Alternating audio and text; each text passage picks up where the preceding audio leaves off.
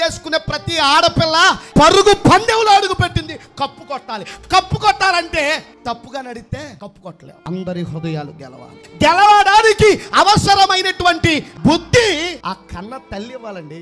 ప్రతి ఆడపిల్ల యొక్క కాపురం బాగుండాలంటే ఆడపిల్ల తల్లి ఈ పిల్లకి మంచి కోచ్ లాగా తయారవ్వాలి. ఆటగాడికి ఎవరు కావాలి?